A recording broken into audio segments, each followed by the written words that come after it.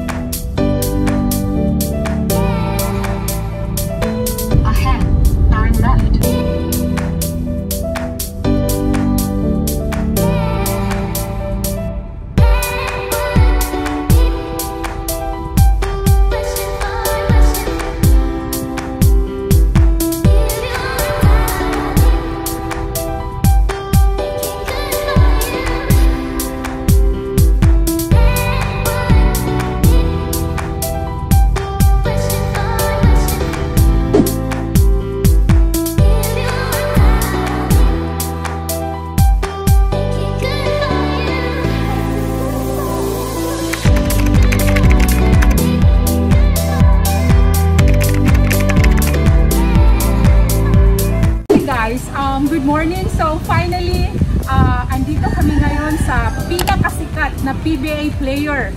Okay? Si Junmar Fajardo. And I'm so proud to say ito yung parents niya. And this is Mama Rites and this is Sir Bonifacio. So guys, meron na akong very short questions for them kasi alam natin lahat na yung anak nila talagang napakasikat. 6 times guys ha, MVP. 6 times. Straight yun. Walang putol-putol. Okay. So, I am so happy guys na despite na meron tayong pandemic right now, but then ang bait nila, pinaunlakan pa rin natin yung short interview ko para sa kanilang anak. And then by the way guys, si Junmar wala pala dito, nasa city. So siguro nagtatagbo niyo sa kalsada. So Sir Bonifacio, maraming salamat Sir. Mama Rites, maraming salamat. So Sir, question lang Sir. Paano na-name siya into Junmar? Akala ko combination kaya na-assume ako Marites pala. So si Jun Sir, Ano yung pangalan ni Junmar combination sa aming dalawa. Kasi junior siya, Marites.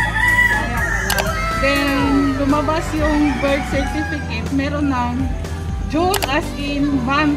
As in, yung ano na lang namin, yun na lang yung ginamit namin na June naman. So possibly, June yung G-U-N, sana then March. Sa aming dalawang pangalan. Kasi junior siya, Marites ka. So si Junmar ba Mama Rites? Dalawa lang sila. Ay, yung manghod niya, yung lalaki din. May inclination din sa basketball. Oo. Laro rin ng basketball. Mahilig din. So guys, it is really in the blood. So siguro si Sir Bonifacio, si Sir Junior, mahilig. Sir, mahilig ka din noon ng basketball sa kabataan mo? Konti lang. Konti lang. Si Sir, curious lang po ma'am, si Junmar Elementary High School, nung high school siya, mahilig na siya mag-basketball? No. Nung high school, nung graduating siya, doon siya nasanay mag-basketball. Kasi yung hilig niya bilyag. Ganun. Talagang bilyag siya. Elementary to high school, bilyag siya. Nung 4th year high school yata yun na ng basketball yung... Saan siya nag-high school ma'am? Dito, National High School. So malapit lang siya. Oo. Okay. Pwede na lalakad. Pwede lang.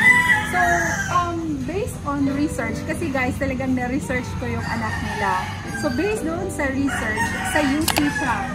nag-aaral. So, anong course niya dun, Mama Marites? Marine. Marine. Marine. Marine. Then, tinatry na HRM. Okay. Kasi, mabigat yung marines para sa kanya. Sa kanya. Kaya, Oo. So, nag-HRM siya, ma'am. UC din siya. Oo. Yes. And then, anong year siya na-discover? Sa UC? Oh. Hindi, nag-walk-in sila, nag-walk-in, try out. Try out din sa answer. Sa UC din, sir. So, nandun ka, sir, during the first try out talaga niyo. Oo. Siya yung, Ako ang kasama. live up niya. Alam mo talagang nangindig balahibo ko, guys. Oo. Dahil because of pride. I'm very proud of their son kasi taga Cebu ako. And also in the south, taga Dumanhog ako, guys. So talagang hinanap ko si Junmar. Kasi alam mo, talagang sobrang proud ako sa kanya. So I hope sana before siya, nag-message ako sa kanya na I hope before ka babalik ng Manila, ma-interview kita. Kasi siya yung inspiration ng maraming kabataan dito sa Cebu na nangarap na maging sikat. So alam niyo ba, Mama Marites, yung nag-diet ba siya ngayon? Kasi alam ko parang merong na-follow sila. Pinaamin siya ngayon. Kasi Di bagay sa kanya mabigat yung pataas. Kasi yung knee, bukod naka-injury siya. Oo, kasi nakita ko siya, guys, na na-injury siya. Nag-join ba siya sa bubble? Hindi. Hindi siya. Kasi sa injury niya. Kailan ang balik niya sa Manila? di ko alam. Pero pumunta siya ng Cebu kahapon. Babalik yun. Dito yung Dito mag-Christmas. So, I hope, guys, mabigyan tayo ng chance ni Junmar na ma-interview kahit dito lang sa labas. Okay lang. Okay lang. Okay lang. Okay lang. Mama Marites, Kung pwede. Bigyan mo ako ng number para ma-text kita kung nandito rin si Junmar. Okay, so talagang yung anak ko matagal lang gigising, Mama Marites, pero nung nalaman niya na i-vlog ko ang buhay ni Pardo, talagang gumising yan. Kaso wala dito. Aya, sorry, wala talaga dito si Sige, Pardo. pero pwede naman magbalik. I-inform na kita. Sige. Basketball player din siya sa CIT. Oo. So guys, I wish talaga, gusto ko sana makita yung mga awards ni Fajardo na sangkatunda. Kaso lang, I understand this time na Hindi pa kami pwede. Hindi talaga pwede. Wala pa kami pinapapay na ito na pumapasok. So, nakwento nga sa akin ni Mama Marites na pag may magpa-picture kay Fajardo, si Fajardo nasa taas lang. Kasi, di ba, extra careful din tayo, especially si Fajardo talagang isa sa mga sikat. Talagang sikat na sikat. Hindi lang siya sikat na basketball player. Sa buong Pilipinas yan, guys. So, sa lahat lang nandyan sa UK, sa US, baka hindi na niyo nasubaybayan yung anak nila ang pinakasikat ngayon sa PBA. Imagine na, as I've said earlier, 6 times sunod-sunod yan MVP. So dahil yan sa pag-alaga ni Mama Marites at sa support ni Sir Bonifacio, so yung anak nila naging ganyan, very successful. So kumusta ang love life, Mama Marites? Hindi ko alam. Very safe si Mama, Yes. guys. Very safe. Wala akong Comment. wala akong Ikaw, sir. comment dyan.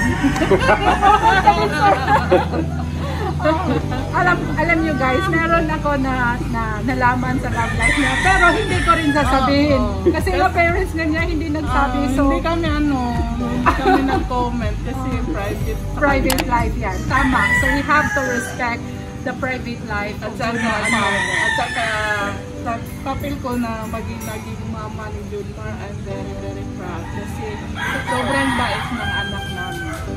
Sa ngayon, doon sa Manila, kung wala siyang laro, bahay, gym. Ganun lang. Nakikita ko talaga sa kanya, ma'am, na meron talaga siyang self-discipline. Yung end ng season talagang umuwi sa amin. Really? Yes. Hindi yun naglalakwat siya. Kung sa iba siguro, nakagaya ni Junmar na 6-time MVP, hindi na namin siguro mahagilap. Pero si Junmar sa ngayon, kahit ano na narating, kahit saan na siya narating, talagang umuwi sa amin. Kuan pa rin siya. Kanang very humble pa rin si Junmar, guys. Alam niyo ba, guys, maging honest ako sa inyo, ha? Before kami nakapunta dito, talagang I prayed so much. Kasi nga sabi ng anak ko, Mami, do you think ma-interview natin si Junmar? Isang sikat na basketball player yan. Sabi ko, we will just try. So kaya guys, I'm very happy today na napaka-accommodating, napaka-bayang. So no wonder guys ha, bakit yung anak nila number 1 ngayon? Bakit yung anak nila napaka-blessed? Dahil ang bait ng parents niya. Diba? Kung ano yung puno, siya yung bunga. Kaya guys, I hope those who are watching right now, I hope palakpakan natin si Fajardo. I'm very proud of him. Napakagaling na basketball player. So anong team siya ngayon, Mama Marites? San Miguel. Alam ko yan. Tinanong ko lang nila. So, for several years, ilang taon na ba sa San Miguel ba? Mag-8 years. Mag-8 years na siya. And Junmar Fajardo is right now the highest paid in PBA. Siya yung pinakamalaking sahod. Okay? Sa buong Philippine Basketball Association. Okay? So guys, it's almost 12 noon. Nahiya ako kay Mama Marites at saka kay Sir June kasi birthday ng apo nila. So, I hope guys, meron tayong part 2 na finally makikita ninyo in my vlog yung anak nila na si Junmar Fajardo. Okay? Sana mabibiyaan tayo ng chance ni Fajardo before siya babalik ng Manila. Okay? So guys, thank you so much for watching my video. And Mama Marites, I hope makipag-shake hands ako sa inyo pero bawal. Kaya guys, naintindihan ko talaga na nasa labas lang kami ng bahay nila. Guys, ang laki ng bahay nila.